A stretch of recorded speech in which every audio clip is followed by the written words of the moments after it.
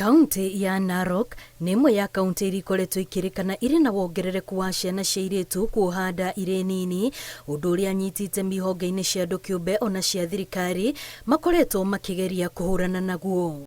Ũmwe wa maũndũ marĩa marerĩkana macũngĩrĩirie ũndũ ũyũ nĩ ciana gũkorwo ikĩandĩkwo mawĩra, ũndũ ũrĩa ũratũma aingĩ maremwo nĩ gũthiĩ na mbere na mathomo mao. Pia tumepata kufunzwa jinsi tutaenda kusensitize our community how to prevent this janga la watoto kutoka shuleni ama hii mtoto msichana could drop out of school. Commissioner wa kaunti ya Narok Isaac Masinde nĩorĩtie macibũ anini ao ona athuri a matũra gũtigĩrĩra nĩ mahĩtana na arĩa makoretwo makĩhe ciana ici mawĩra. Watoto wote Narok County, Kajiado na Kenya mzima ambao wanakuwa involved in child labor, they should be taken back to school, na wale ambao wameweka kwa hiyo kazi washikwe na waweze kushtakiwa kulingana na sheria yake, kulingana na sheria ya Kenya.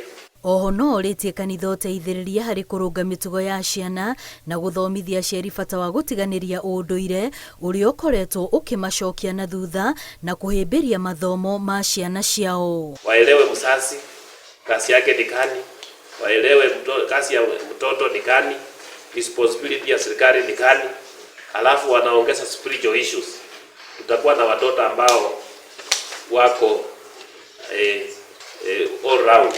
We've had things like re-entry policies, which we've been pushing for, where we are saying that for girls who may have gotten pregnant when they were in school as teenagers, when they give birth, that we need to have an environment or a school system that allows them to come back to school without feeling stigmatized. Gerifo tera Inoro TV rĩtwa rĩakwa nĩ Wambui wa Macharia.